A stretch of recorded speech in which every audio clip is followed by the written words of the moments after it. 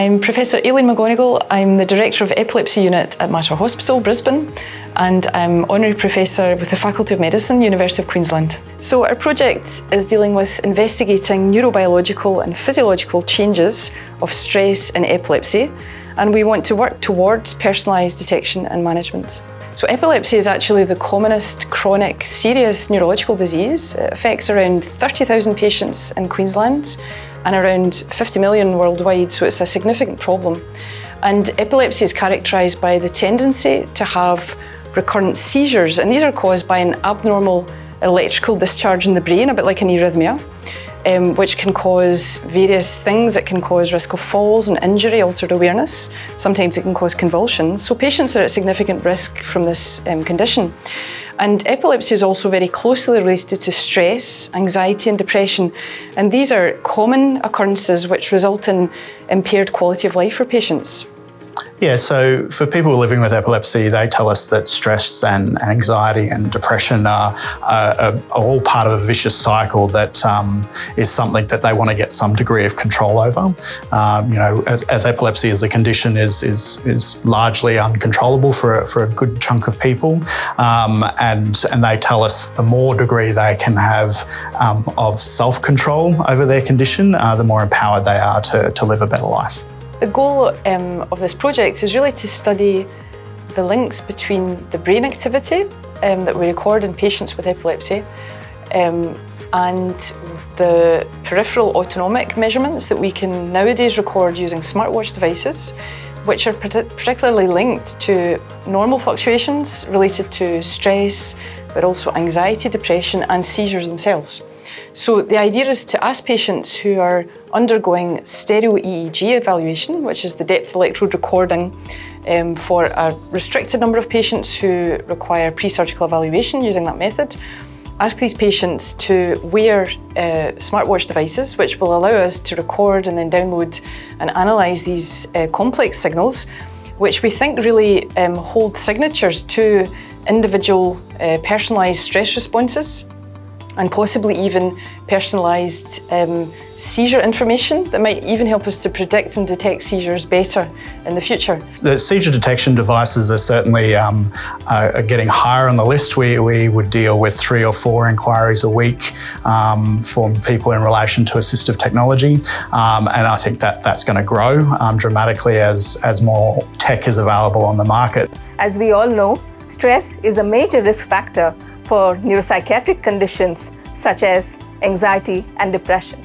This study provides a unique opportunity in humans to determine peripheral biomarkers such as heart rate variability and electrodermal changes that may be associated with changes in the brain rhythms. This will be a huge knowledge gain, not only to improve our neurobiological understanding of how stress impacts brain structure and function, but will also pave way for designing stress management strategies for epilepsy as well as other stress-related mood disorders which involve these brain regions.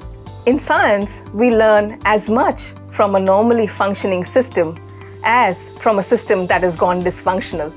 Both are essential for our comprehensive understanding. These patients have, all agreed to undergo depth electrode exploration because it's needed for their severe epilepsy that cannot be managed any other way. So they're being investigated by this specialist technique to record from deep within the brain structures, including the amygdala, the hippocampus, regions that we know are involved in stress responses.